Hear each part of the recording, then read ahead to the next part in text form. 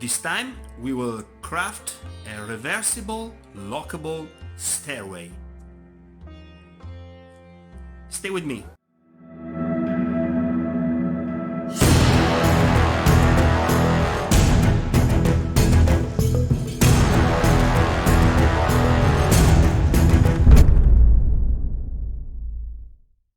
First of all, we're gonna need 4 unit cells of chipboard. You can check it also in the tutorial number 19 about my fusion system tile, okay? For a 3x3 tile, we need 4 units. Check the link for the template. This tutorial is in millimeters, so basically we are using this template. For these tiles, we need this, okay? So all the time you have a square of 19 per 19 millimeters, then an empty square 12 per 12, and another here, and this one is 19 here per 13. Okay, you can take new measure on your chipboard or just cut 4 copies of this template. Okay, I'm cutting now.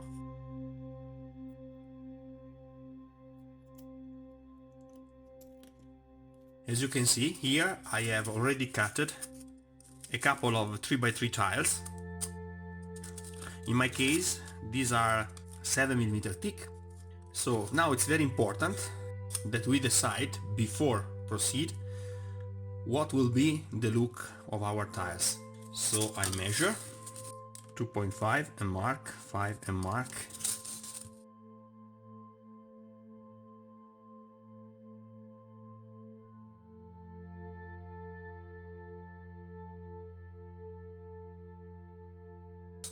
So both my tiles will have just a normal grid.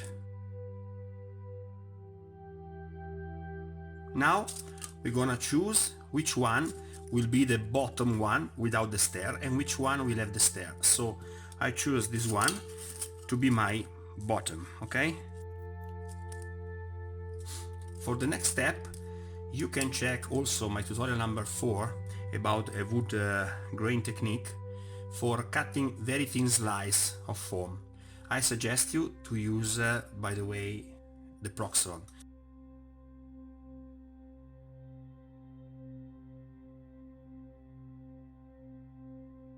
So, as you can see, thanks to the Proxron, we were able to cut a slice of foam of 2mm thickness. Now, we remove this slice, we will end with a thinner piece of foam. We can just use our unities now.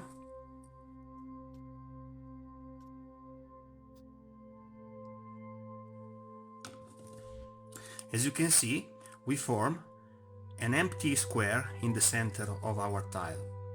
Now we take the measure of this, that is actually 12 plus 12 plus 13, 37 millimeters. 37 by 37 millimeters.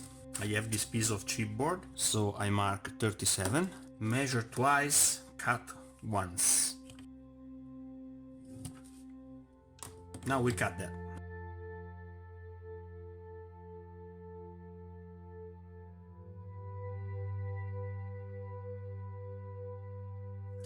Now we take our piece of foam that is very thin, remember 2mm, and we need to center our piece of chipboard exactly in the center.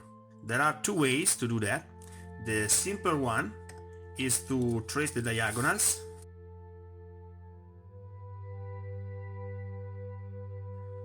also on your chipboard.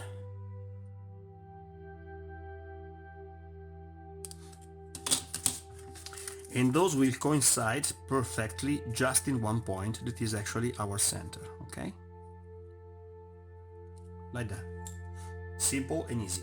If you want to check, you will see that actually all the system can perfectly stay around the square.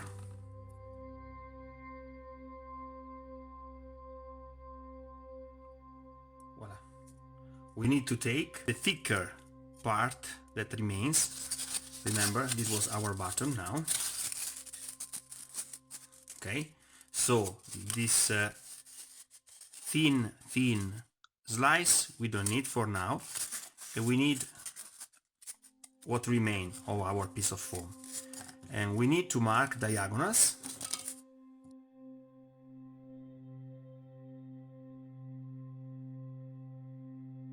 So now we center our square like that. Try to be very precise. Okay, and we mark. Now we need to cut out this centerpiece.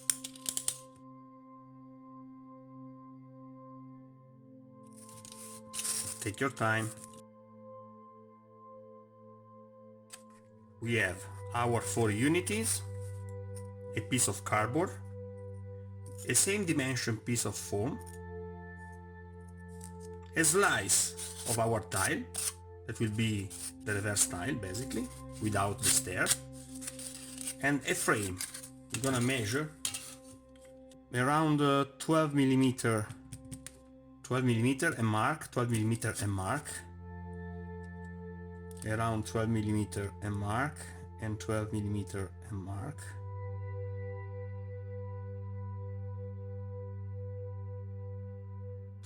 And we do the same on the piece of foam.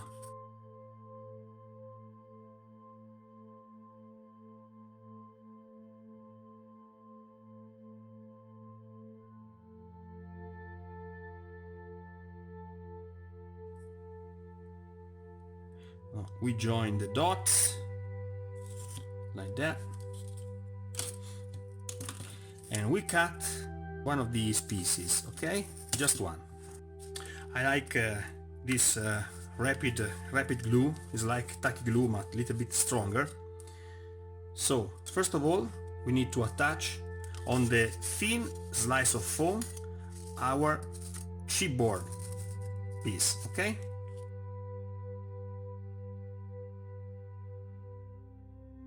After that we take our frame,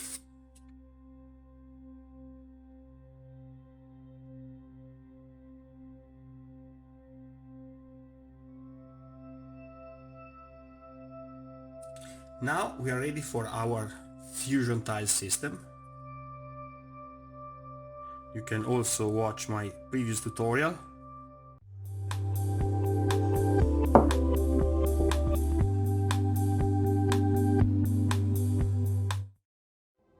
What does it mean to inspire? It means taking a great idea and putting it at the service of others. Our studies led us to create the Fusion Tiles system. Dungeon of Fitz has perfected it and is now ready for you.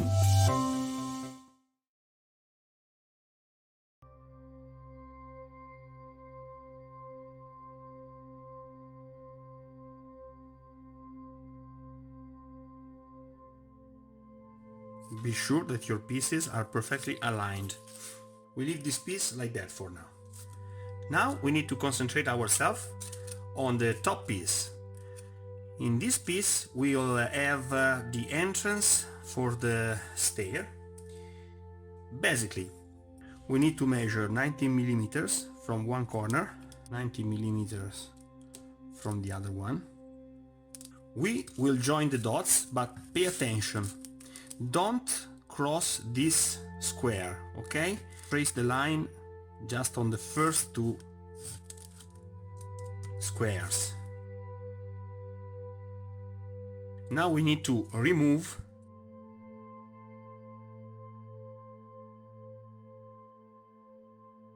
Now remember our step pieces, okay? They were 12 millimeter here. I will cut this with my Proxon once again. I just removed a little piece, okay? Now we need to measure 19 millimeters also here. And mark on the other side 19 and mark, and then we join the dots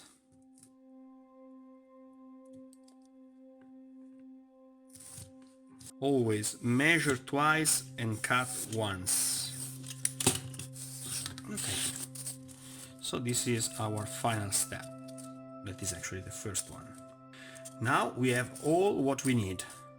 It's time to finish the piece, so we grab our glue. This was, remember, the little square. We need this, so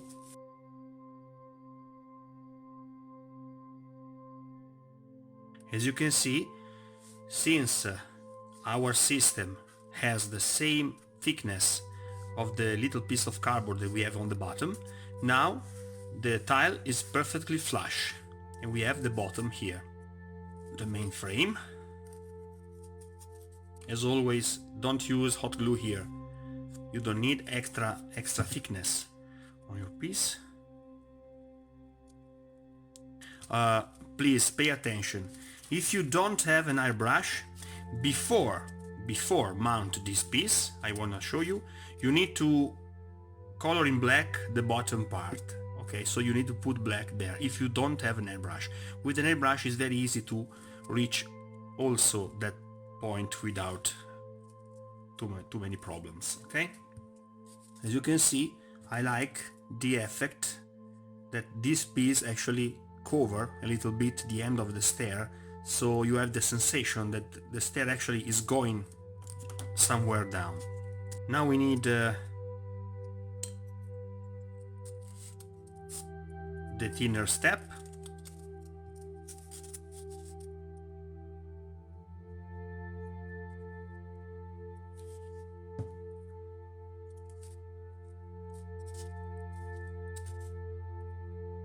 For place the last one, check out this.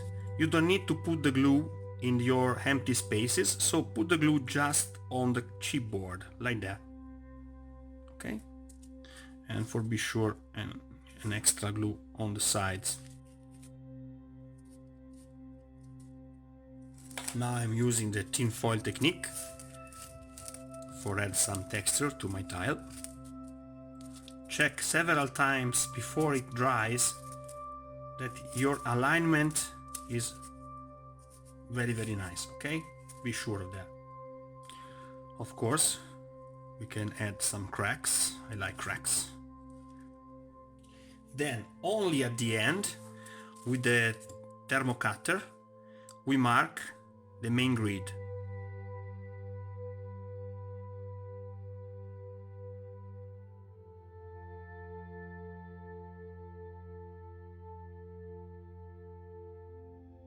And we're ready to paint.